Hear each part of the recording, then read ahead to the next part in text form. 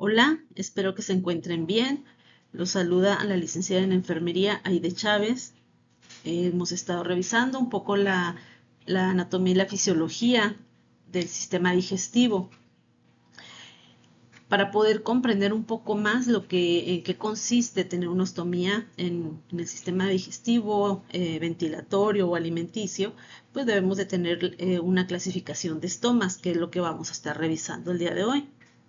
Conforme vaya avanzando la presentación, ustedes van a ir relacionando qué material han utilizado o conocen de cuidado de heridas que puedan utilizar en alguna de las ostomías. Tenemos una clasificación que va de acuerdo a la función, a la permanencia y al órgano que está exteriorizado. Tenemos una ostomía de ventilación que nos sirve para que la vía aérea esté permeable. Se realiza en quirófano, es un estoma en la tráquea, y esto se hace generalmente cuando el paciente ya tiene un tiempo prolongado con un tubo eh, endotraqueal y conectado a un ventilador. Para evitar posibles o para evitar una infección en vías aéreas, lo indicado es que se realice una traqueostomía. Hablando de la nutrición, bueno, pues tenemos que también ahí se puede construir un estoma. Sin embargo, es un estoma que es utilizado para colocar una sonda y poder así administrar elementos de nutrición, ya sea de manera artesanal o de forma en otra presentación, llámese eh, Presovid, llámese otra dieta elemental. Hablando de los estomas de drenaje, bueno, pues son fístulas, están abiertas con una función de drenaje según el tejido que esté comunicado. Puede ser dos estructuras huecas, como puede ser la vejiga y el intestino, o puede ser la vejiga y la vagina, o puede ser la vagina y el intestino, dependiendo del tipo de tratamiento que haya recibido la paciente o el paciente durante su vida con los médicos.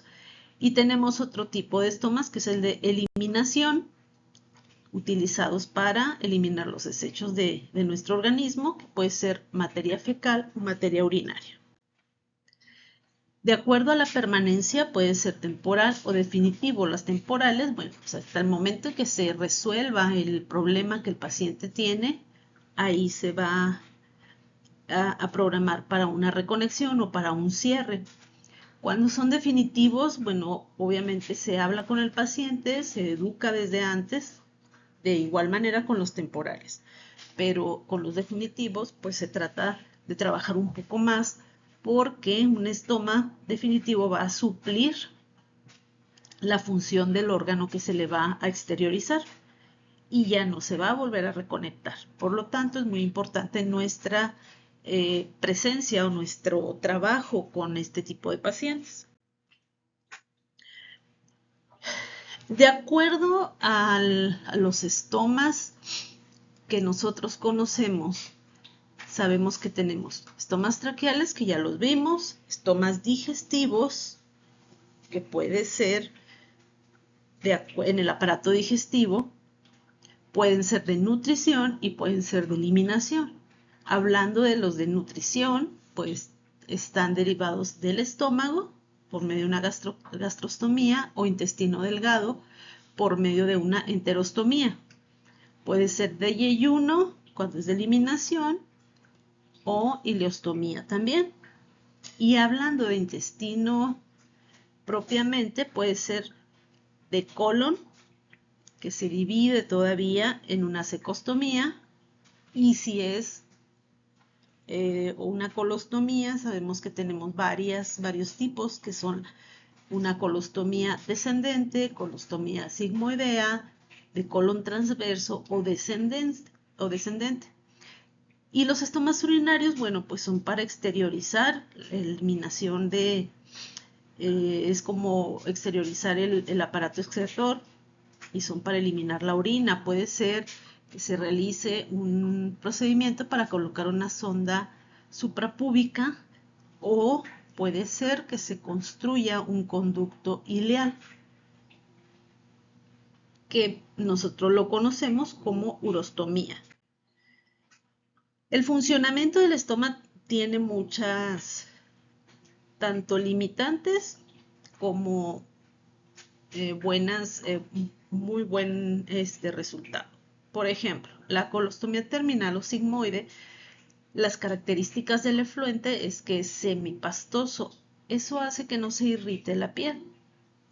La colostomía transversa puede tener un efluente semilíquido, ocasionalmente sólido, y es irritante. ¿Por qué? Bueno, entre más cerca esté el estoma ubicado al estómago, el efluente va a ser más líquido. Por eso es que la ileostomía, que está un poco más cerca del estómago, tiene un efluente líquido y es totalmente irritante por el pH de los alimentos que no se han procesado todavía. Una secostomía también es líquido y la urostomía pues es orina constante. Entonces ahí tenemos que tener mucho cuidado y aprender a manejar bien al paciente para enseñarle bien, porque jamás va a tener una retención de orina, como por ejemplo cuando hay una colostomía en donde está el efluente sólido y el paciente puede educar su intestino para evacuar una sola vez al día. En la urostomía no se puede, es orina constante. De eso se trata, para que el paciente tenga una mejor calidad de vida, que nosotros lo estemos entrenando y que lo estemos monitoreando constantemente. Ahora, tenemos ostomías intestinales que son en niños. Manejar los niños es un tanto difícil porque el niño sigue con su vida normal. Ellos no saben de que tienen un estómago. Ellos quieren gatear, quieren caminar, quieren correr, quieren tirarse en el piso, y todo eso puede ser que influya para que el sistema colector se caiga. Cuando tenemos una personita con un estómago, generalmente tiene condiciones del aparato digestivo que son congénitas, ¿sí? Como por ejemplo un ano imperforado.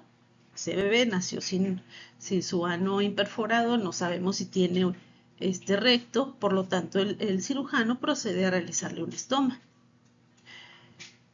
Hay otros procedimientos que incluyen una gastrostomía, ileostomía, colostomía y algunas derivaciones del tracto urinario. Tenemos pequeños que nacen con su vejiga exteriorizada. Entonces, en esos casos, pues el médico tiene que tomar una decisión de colocarle de plano una sonda suprapúbica o terminar de exteriorizar un poco la vejiga para que crearle, vaya, una vejiga ileal, pues que no es ileal propiamente, pero para conocerla y poder conectarle o colocarle una sonda urinaria o un sistema colector.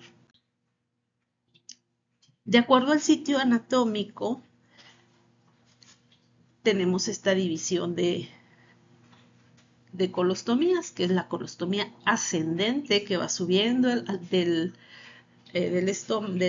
lado derecho del intestino. La colostomía transversa es, a mi ver, una de las más complicadas, puesto que se pueden construir propiamente en esta parte debajo del en medio de las costillas, y colocando ahí un sistema colector es muy difícil que dure mucho tiempo. La colostomía descendente también es un tanto difícil de manejar, puesto que está pegadito a las costillas flotantes. Y una colostomía de colon descendente, bueno, pues puede ser desde muy alta, dependiendo de dónde está la lesión, hasta un punto como medio, que nos ayuda, y eso nos ayuda mucho a mantener perfectamente bien manejado el sistema colector. ¿Cuáles son las indicaciones para los pequeños realizarles una colostomía? Bueno, puede ser una perforación traumática, que algún niño haya tenido algún accidente. la perforación rectal idiopática del recién nacido, una fístula rectouretral, puede ser de algún pequeño que haya sido intervenido quirúrgicamente, el ano imperforado, que ya lo habíamos visto, una invaginación intestinal, puede haber una pelviperitonitis secundaria a algún traumatismo o algún proceso infeccioso.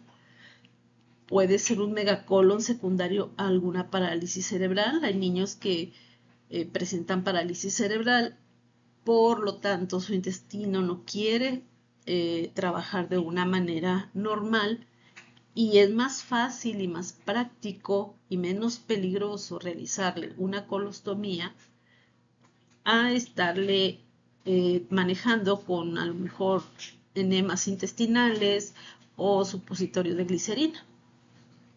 La enfermedad de Hirschsprung es bien común en los niños. Quien no haya visto niños con una colostomía, bueno, hay grupos en Facebook, en algunas páginas de algunos hospitales donde hay comunidades de niños con enfermedad de Hirschsprung. Una enterocolitis necrotizante aguda, estenosis congénita de colon y una colitis bacteriana o colitis eosinofílica transmural. De ahí el que conozcamos un poco la fisiología del aparato digestivo para que estemos enterados por qué suceden las cosas y lo podamos relacionar. La ileostomía, bueno, ya sabemos que el contenido es líquido, una composición química muy irritante que puede dañar la piel fácilmente y nuestra misión es evitar que esa piel se dañe. La misión del cirujano pues es tratar de realizar un estoma que tenga de 2 a 3 centímetros de altura para que pueda ser manejado de una forma más fácil, más o menos tenga esta altura y esta forma la ileostomía. Tiene una importancia muy importante con los niños, sobre todo cuando presentan enterocolitis necrotizante. Es una enfermedad grave que afecta a los recién nacidos, principalmente a los prematuros, y tiene una incidencia y mortalidad muy alta, aunque ustedes no lo crean. Ahora, hay tres tipos de ileostomía en niños. Es una ileostomía convencional o de Bruck, una ileostomía continente y un reservorio ileocecal, en donde se realiza o se fabrica una bolsa reservorio en J, bolsa pélvica o reservorio de Hartmann. ¿Cuáles son las indicaciones para la ileostomía en niños? Bueno, una enterocolitis aguda necrotizante. Generalmente la enterocolitis pues puede ser que el niño la presente por sí sola o puede ser aquellos papás que son extremadamente aprensivos y por todo están medicando al pequeño sin darse cuenta que todo lo que le dan puede ser que le afecte a la motilidad intestinal. Una atresia intestinal que pueden hacer es un defecto congénito, una peritonitis, obstrucción intestinal por ascaris, o sea, por lombricitas, una peritonitis meconial, una perforación de ciego, puede haber un megacolon total, es un intestino que es perezoso, entonces el papá o la mamá tienen que realizarle algunos ejercicios intestinales o higiene intestinal, se le llama eso, para que el pequeño pueda evacuar. Sin embargo, llega el momento en el que ya no lo pueden realizar porque el bebé ya no, o el niño ya no puede evacuar por medio de estos ejercicios. Puede ser una perforación del ciego, megacolon total, colitis balantidium coli, otra vez una bacteria, estenosis de colon, una invaginación intestinal o un tumor de colon, que en los niños es muy, muy curioso, muy raro. Tenemos complicaciones. No todo en la vida es como nosotros queremos. Las complicaciones tempranas, que son del momento en que el pequeño fue operado hasta todavía 30 días, independientemente de que haya sido dado de alta, es infección en la herida, alteraciones hidroelectrolíticas, por ser seguramente ser un estoma de ileón, dehiscencia en la piel, porque los niños no saben de estar tranquilitos, son niños que ellos son inquietos, se mueven, se levantan, se acuestan. Una necrosis del estómago puede ser por un mal manejo, puede haber evisceración por la misma situación del bebé, de la actividad, puede haber hemorragia y puede haber de nuevo una obstrucción intestinal si no se está tratando correctamente el problema de base del paciente. Dentro de las complicaciones tardías, que puede ser que nosotros las podamos evitar, es la escoriación de la piel, el prolapso, la evisceración, las alteraciones hidroelectrolíticas, si ustedes se fijan, está dentro también de las tempranas, una fístula enterocutánea o también una obstrucción intestinal. En todas tenemos nosotros que tener mucha pericia para saber cómo entrenar a los papás o al cuidador o a la persona que esté a cargo del manejo del estómago del pequeño. De las derivaciones urinarias que tenemos, que son frecuentes en los niños, sabemos que también son denominadas como enterocutáneostomía.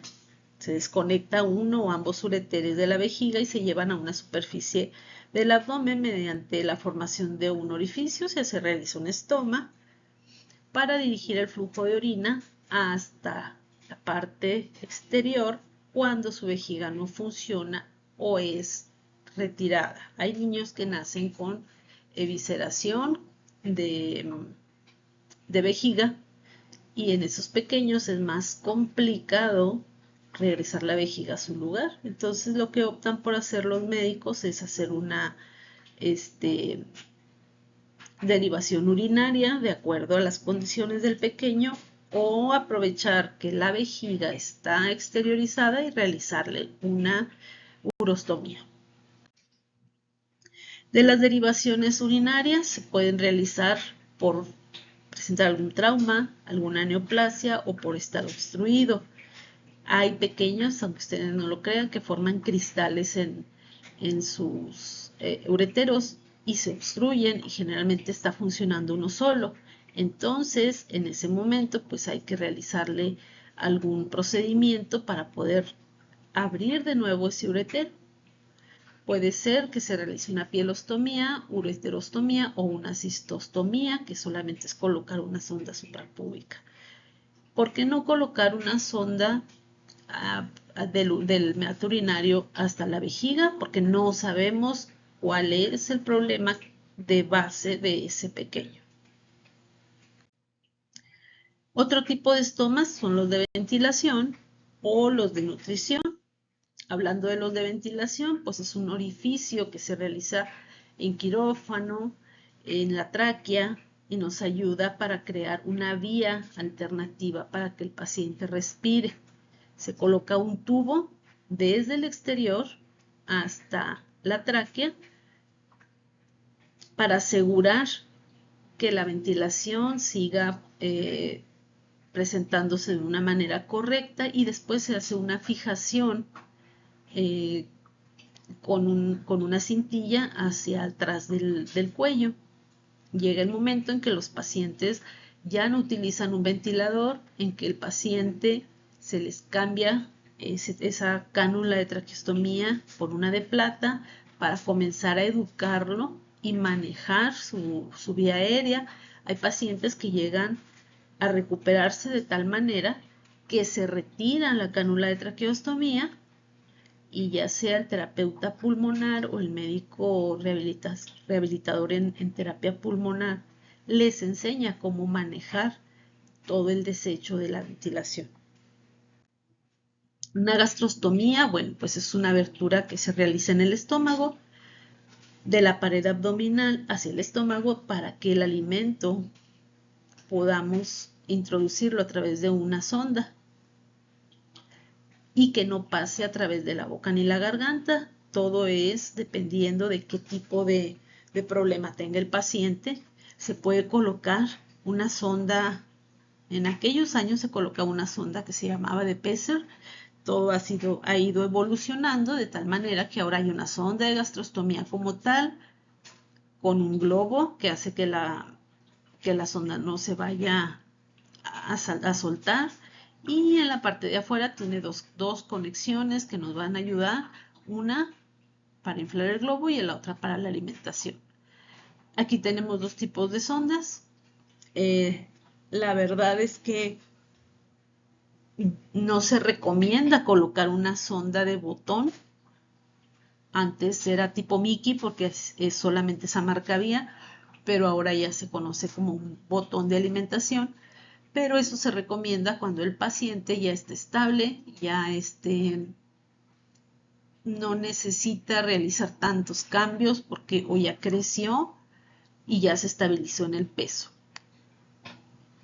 Ese cambio de sonda se puede realizar en casa, incluso se le instruye o se le enseña a la mamá o al papá a realizarlo y a darle mantenimiento a la misma sonda para que el niño no tenga que acudir al hospital cada vez que tenga la necesidad de hacer el cambio.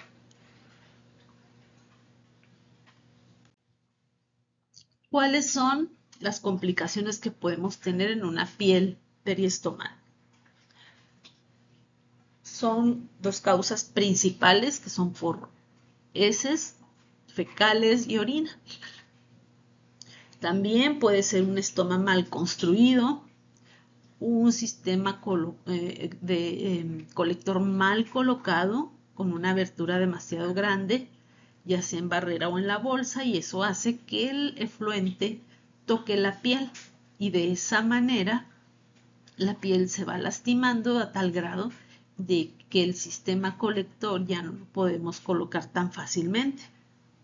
Otras causas son el tipo de jabón que se utiliza para limpiar la piel del pequeño, el uso de detergentes y de pegamentos o solventes que utilicemos en él. No siempre tenemos o tiene el paciente, más bien la familia, una capacidad económica para adquirir todo tipo de material, por lo tanto se le debe de enseñar a cuidarle la piel. El mejor tratamiento y el más indicado es la prevención. ¿Sí? Podemos nosotros presentarle una amplia gama de productos al familiar del paciente o al papá o a mamá. Sin embargo, lo indicado es que aprendan a manejar la piel de ese pequeño para que no tengan que utilizar accesorios que los hagan tener gastos tan elevados. Puede ser también una complicación, un estómago mal construido, que debe de ser corregido por nosotros, porque no se va a someter un paciente a otra cirugía para la reconstrucción del estómago. Por lo tanto, nosotros tenemos que ir adaptando poco a poco cosas para que ese estómago sea más funcional. No sabemos en ese momento cuál fue el problema que tuvo el médico para realizar la construcción de ese estómago. Por lo tanto, nuestra misión, si deciden aceptarla, pues es ayudar al paciente y ayudar al familiar a corregir ese estómago. Otro tipo de complicaciones son los cambios en la coloración. Recuerden que un estómago tiene que tener un color rojo brillante, tiene que estar humectado porque es mucosa y tiene que tener una altura correcta. Puede haber también sangrado, pero tiene que ser un sangrado abundante. Al momento de que nosotros realizamos una limpieza alrededor del estómago y del estómago, seguramente vamos a obtener trazas de sangre, es decir, pequeñas gotitas al momento de limpiar. Es completamente normal porque sabemos que el estómago está elaborado, está construido ya sea con tejido vesical o con el tejido intestinal. Por lo tanto, aunque esté exteriorizado, pues es una parte del cuerpo que está viva. El cambio en el tamaño del estoma o la forma del estoma tenemos que vigilarla muy bien. Cuando nosotros les damos la indicación o les enseñamos cómo cambiar el sistema colector, les decimos que siempre tienen que medir el estoma al momento de realizar un cambio. El motivo es que poco a poco se va desinflamando y cambia el tamaño. No cambia centímetros, son milímetros, pero son milímetros que van a hacer una diferencia entre una piel bien cuidada o una piel deteriorada. La forma del estómago cambia si el paciente sube o baja de peso. En este caso, con los niños, tenemos que tener mucha vigilancia y hacerle ver al papá o a la mamá que puede tener cambios en la forma del estómago porque el bebé va a subir de peso o va a bajar de peso. Puede haber obstrucción o puede tener también diarrea persistente. Estas son algunas de las complicaciones que pueden ocurrir. Siempre tenemos que estar de la mano del pediatra o del cirujano pediatra. Otras complicaciones de un estoma de eliminación puede ser una hernia. Siempre lo he dicho, los niños cuando juegan pujan. Cuando van a evacuar, aunque tengan una colostomía, pujan. Si están llorando, pujan. Por lo tanto, es completamente normal ver que presenten una hernia, que no debe de ser, sin embargo, sí aparece. La dermatitis por el pañal, porque tenemos mamás de pequeños con una ostomía que no utilizan sistema colector. Les va a tocar ver que la mamá prefiere ponerle alrededor del estómago ya sea óxido de zinc o algún otro tipo de protector cutáneo que no le ayuda a colocar un sistema colector, y encima le colocan un pañal y luego le ponen un fajero. ¿Por qué? Porque dicen que su bebé no puede mantener el sistema colector. Esa es una alternativa también cuando la familia del paciente pues, es de escasos recursos. Sin embargo, no se recomienda porque el pequeño, al momento de que crezca, en caso de que sea una ostomía permanente, va a requerir ir con un sistema colector, ya sea a la guardería, al kinder o que aprenda a utilizarlo por toda su vida. Otra de las complicaciones de un estoma de eliminación pues es el prolapso. Como les digo, los niños se ríen y pujan, lloran y pujan, entonces puede ser una causante de que haya un prolapso, una estenosis por los cambios en el peso del bebé, y puede ocasionar también un granuloma. Entonces, el granuloma como tal es más fácil de manejar que todas las complicaciones anteriores. ¿Cómo saber cuál es el sistema colector adecuado? Existen muchas marcas, cada marca tiene sus pros y sus contras, cada marca tiene accesorios, algunas tienen unos, algunas tienen otro tipo de accesorios. Es por eso que mi recomendación es no se casen con una marca, cásense con el bien que le deben de dar al paciente. Esto sería la construcción de un estoma ideal, lo que a nosotros no nos ocasionaría ningún tipo de problema. ¿Por qué? Porque aquí tenemos en el centro la salida del efluente. Esta es una ejemplificación de cómo se realiza la construcción del estoma. Siempre les explico que es como voltear un calcetín al revés. Debe de quedar la luz de la salida del efluente centrada para que nosotros no tengamos problema. En el caso que les estoy mostrando, la salida del efluente está pegada a la piel. Ahí ya tenemos un estoma complicado, por lo tanto tenemos que tener mucha vigilancia. Para encontrar un sistema colector deben de existir y existen muchos factores. Uno de ellos es la longitud del estoma, la firmeza y la forma del abdomen. Generalmente, cuando un paciente se va a operar para construirle un estoma, niño o adulto, se debe de realizar un marcaje.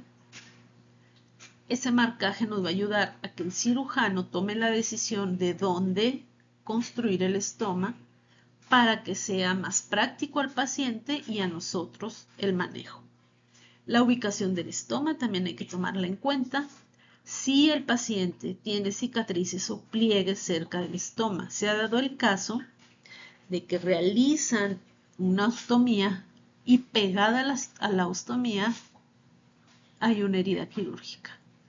Eso nos limita muchísimo el manejo del estoma y del sistema colector, puesto que enseguida tenemos que estar cuidando de que esté bien protegida esa piel para que no se vaya a ensuciar o a contaminar con el efluente.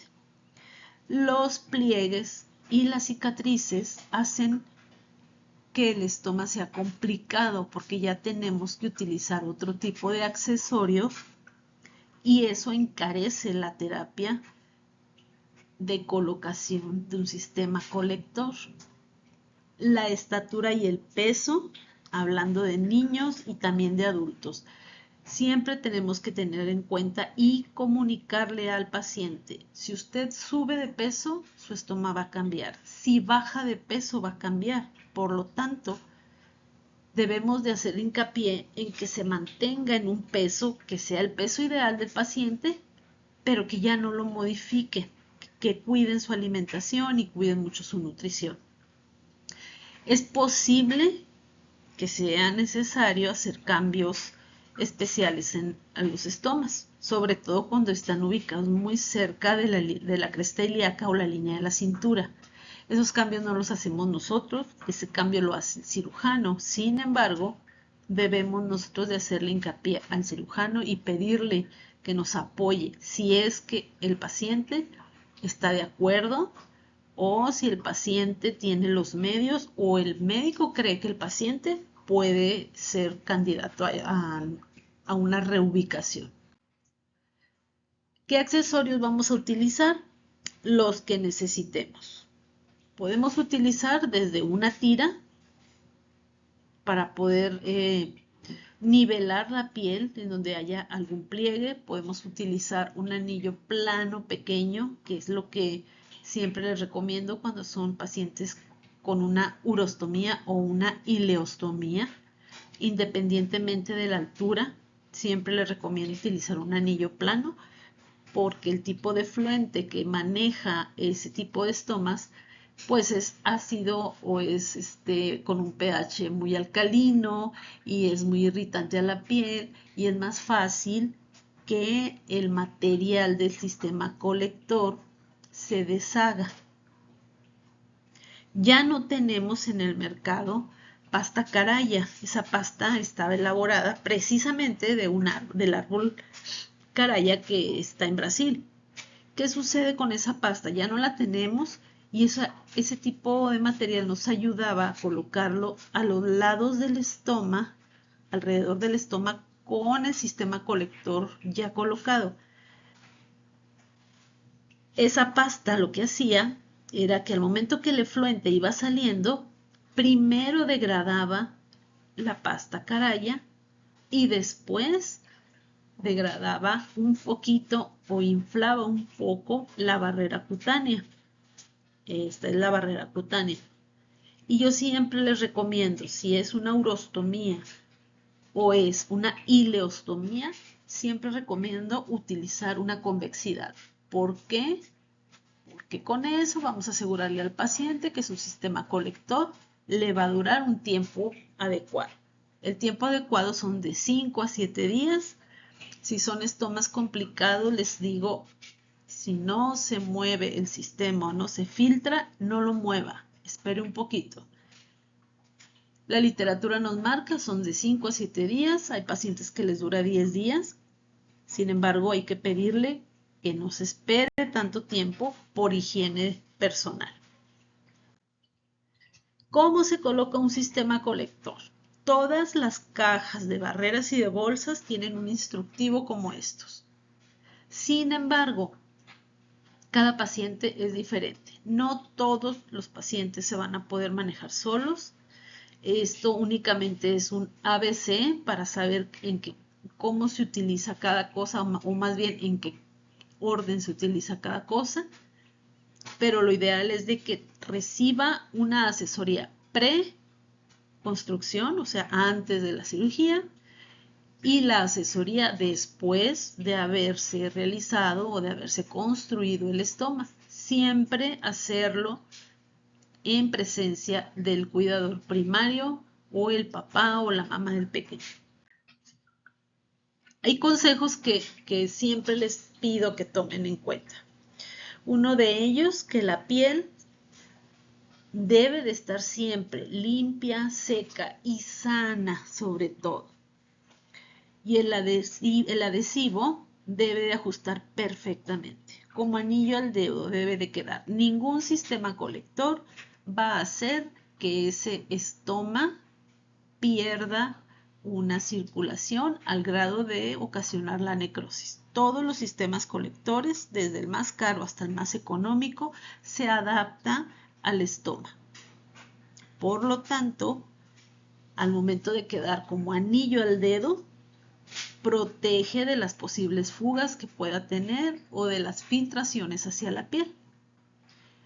Otro consejo que yo les doy es que siempre que se vayan a realizar los pacientes o nosotros que vayamos a realizar el cambio de barrera o de bolsa, tenemos que medir el diámetro del estoma.